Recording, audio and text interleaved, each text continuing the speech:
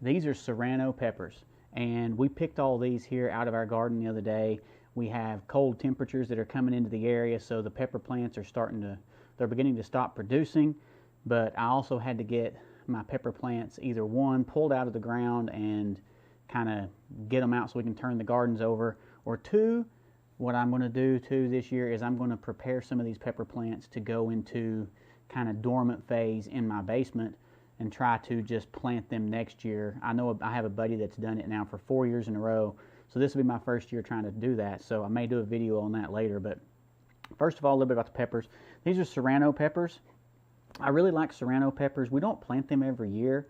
We do jalapenos every year, poblanos every year, obviously bell peppers every year. Serranos are something we do about every 2 or 3 years, and most years we've either dried them. So you see this one here, it's actually starting to kind of wrinkle and shrivel up. This one I'm probably just going to throw into the dehydrator and dry it and stick it in a jar to be used for chilies or whatever. The flavor is slightly different than a jalapeno. The heat profile is slightly different. It kind of hits you a little bit different than a jalapeno does. I really like them. But what I'm going to do first of all is let me get my bowl here. So I've got just a stainless steel bowl. Doesn't have to be stainless steel. That's just what I had around. And most of the time I don't do this with gloves. But for today, I'm going to go ahead and use a glove just to be safe, because I am going to be doing quite a few of these. But what I'm going to do is take the pepper. I'm just going to, knife's a little dull, cut the top off, and then I'm just going to go and I'm going to cut it. Man, that knife, I need to sharpen that knife. Now I'm just going to cut it lengthwise to expose the seeds, the membrane, everything. I'm going to throw it in that bowl there. Some people like to go and they'll take, it's hard to do with Serranos because they're so much thinner than a jalapeno, but some people like to take and they'll take the seeds out. I'm making hot sauce for a reason. I want it to be hot. So if you're a little more sensitive to heat and you don't want the heat, you want more of the flavor, then obviously you're going to want to take those seeds out, maybe use a spoon or something, strip those membranes out of there. But I'm going to go through and I'm just going to be cutting these up, throwing them in this bowl, and then I'll show you the next step here after that. I had to go get another bowl. I had to get a second bowl for my discard pile. So just doing that for now.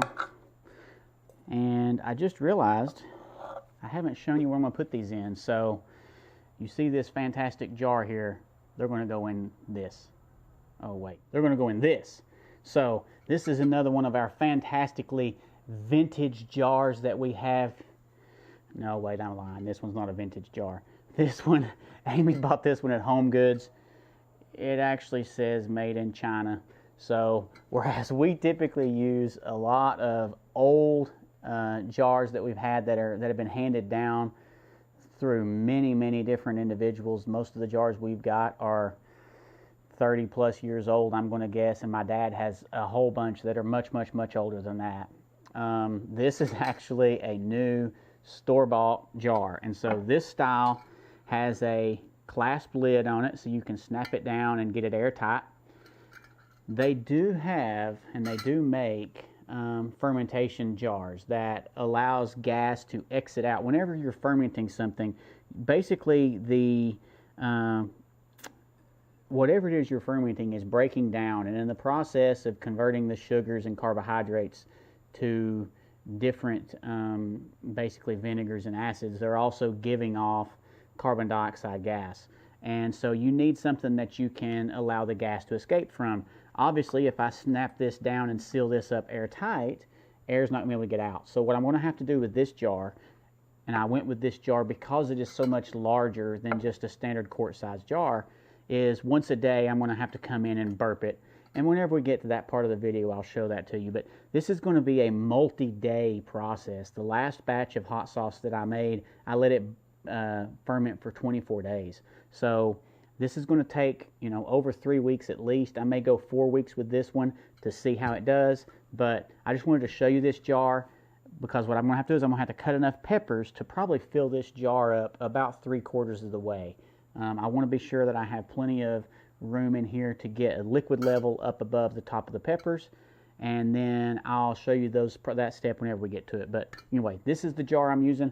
I'm gonna get back to cutting these peppers up. It smells incredible out here. I'm doing it outside because last time I did it in the house, I filled the entire house up with the smell of peppers, and that takes a while to get out. So I'm just going to do it out here. It's a beautiful day anyway. There's actually storms starting to roll through.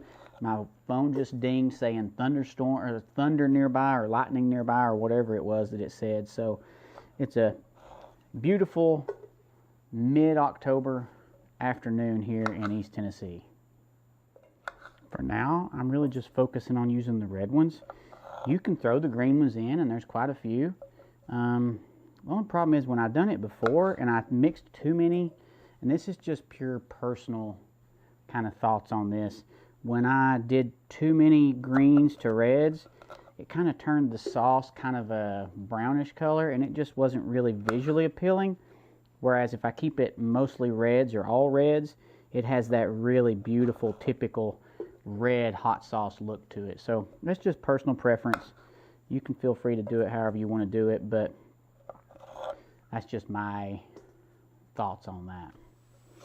Oh yeah, I had to sharpen that knife. It was just really was not cutting it. So big difference now. It's a little, these peppers are so small that it's a little bit of a challenge splitting them because they're just so small. You're always having to hold them kind of carefully and make sure you don't cut the tip of your finger off, you know. So, and obviously I would feel a little more comfortable doing it if I didn't have gloves on, but at the same time, this is a lot of peppers to be doing, and I'm not worried about my hands getting burned because they never have before working with hot peppers. But I have a bad habit of touching my eyes, and so the last thing I want to do is touch my eyes with Serrano pepper juice on them, because that would not make for a fun evening. Alright, let's do this last one. Alright, so I've worked through almost half this basket here, and you see what I've got in here. So if you, whoo boy, that's potent when you hold it up to your nose. When you look at the bowl here, has got lines on the outside of it. I'm at about 2.5 to 3 quarts based on the lines on the bowl here. This is a, I believe it was a 3.7, 3.5 liter. So 3.78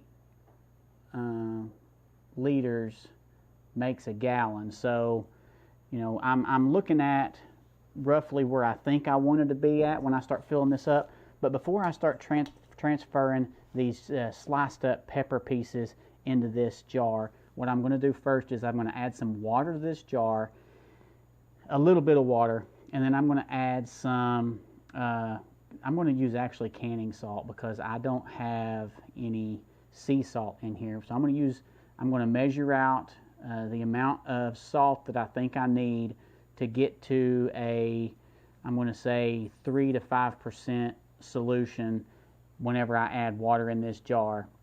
And you do that because you want it to stay as a slightly acidic environment so that bad bacteria doesn't grow in here. You want a specific kind of bacteria to grow in here that's going to cause the sugars inside all this to break down and begin to ferment while not growing like botulism, for example. That'd be a no-no. You don't want that. So the only way you're going to kill the botulism actually is you either got to drop the acidity level below a certain point or raise the acidity. Basically, you're dropping the pH to a certain point where it kills the botulism, or you're having to heat it up above a certain temperature. Well, when you boil this or cook it to that temperature, you're going to change the dynamics of the hot sauce. And you know, you can do a refrigerator hot sauce that uses vinegar, and you don't have to go through some of the stuff I'm going to go through. But I just believe that this fermented hot sauce has so much more of a complex flavor to it that it's worth the extra time and effort put into it. So I'm going to go inside. I'm going to put some water and salt in this, mix that up, bring it back out, and then I'll show you the next step. All right, so as you see here, I've just put a little bit of water just down to here in this jar. And the reason I do that is I can really agitate it a lot more violently if I just have a little bit of water in there versus a lot. And then as far as the salt goes, I mean, like I said, I don't know exactly how much water I'm going to have to add to this, so it's kind of a guessing game based on just how much volume this bowl says that I've got in it. Do you have to be exactly precise with it? No. I mean, honestly, the first batch of hot sauce I made, I totally forgot to even add the salt to it. It's not necessarily a good thing, but it happens. So I'm going to take this salt here, I'm going to add it into the jar. I'm going to snap this lid down, and then I'm going to get that salt all mixed in good.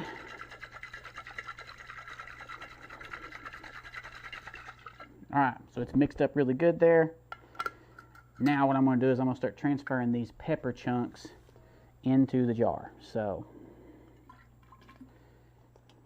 I've left enough headspace in here for me to get a liquid amount up above the top of this, and then I'm expecting this to kind of do a few different things as the fermentation process begins to happen. When I fermented my batch of hot sauce last year, the liquid level, as the gases begin to build inside here, it begins to bubble. So you don't really want to fill it all the way up because, well, with this one it's got a snap lid, so I'm not going to have to worry about it.